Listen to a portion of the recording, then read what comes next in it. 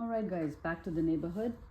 I know we started off with quadratics, circles, lines, and that nice big neighborhood.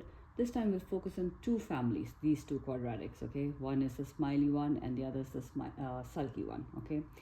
So let's see, again, we'll focus on solutions of two quadratic functions here. Okay, so in this scenario that you see here, obviously the two guys again are in their own silo communities, not ready to mingle yet, and it's very clear this one is a no solution situation, correct? But then again, let's move one of these further up. Let's say this one, the sulky guy. Let's get him closer to the guy who's smiling here, which is this one. And you see they do meet here at one point, this one. That's the common vertex of the two quadratic functions, right? So let me add here, this is the common point, okay? This 1 point.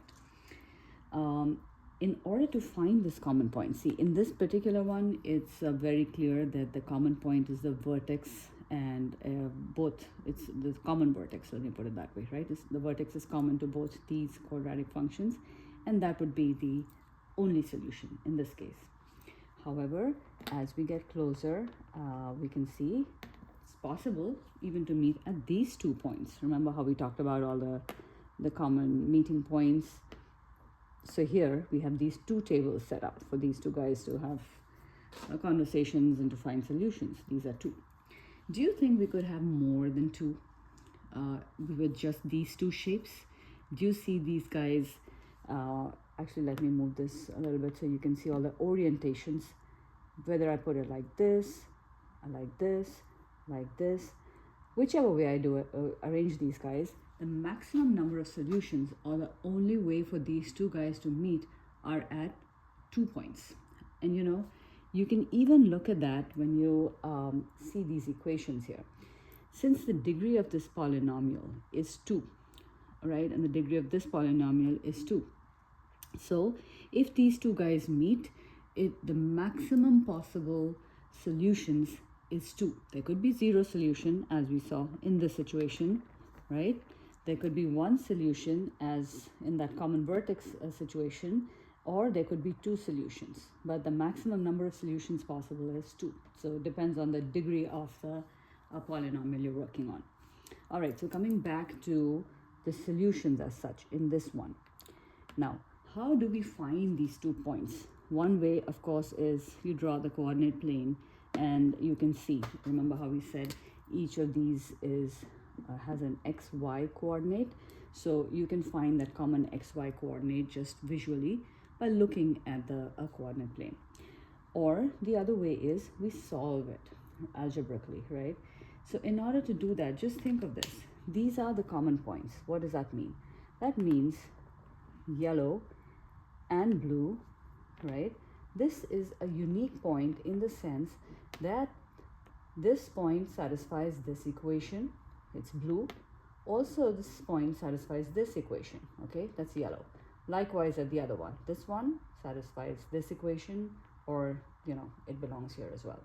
Or in other words, I could even take this yellow guy, and if I plug it here, that would work. I could also take this blue one here and plug it here, that would work.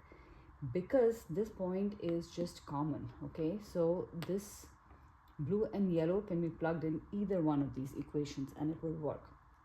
So that gives me my first cue here, okay? If I take this equation, that's my yellow point, I take this value, I can use this and plug it in this equation. That would give me a way of getting that common solution. Or I could decide this blue one that belongs here, I want to use this and put that here. That would give me another way of solving this equation, correct? So 2 ways, substitution, elimination. That's what really we're talking about here. So if you look at the pattern, when I say I take the yellow is this one, okay? And I plug it in this equation, I make it like the blue.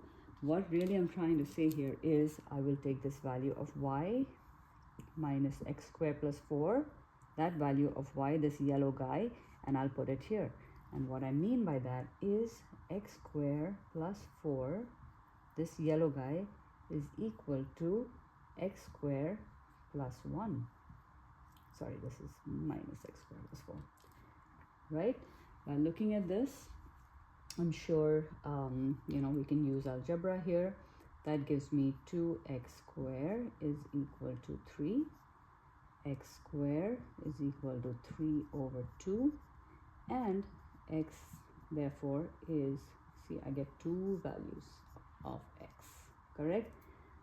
And as I had suspected, 2 points of intersection, right? So with those two values of x, I can take, again, blue or yellow. I can decide, you know what, I'm plugged in the value of the yellow guy here to get this. Let me use it in this equation, or vice versa, wherever you decide to use it.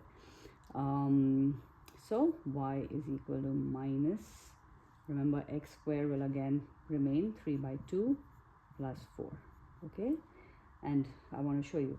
So I could do this, or I could take this back here, and again x squared is 3 by 2, so with this I would get 3 by 2 plus 1. Either way, you will get one value of y. Why? Because the quadratic is symmetrical. So for these two values, different values of x, I have the same value of y. And the two solutions, plus root 3 by 2 and whatever I get for y here, and then minus root 3 by 2 and whatever I get for y here. All right, we'll move on to the next scene very soon.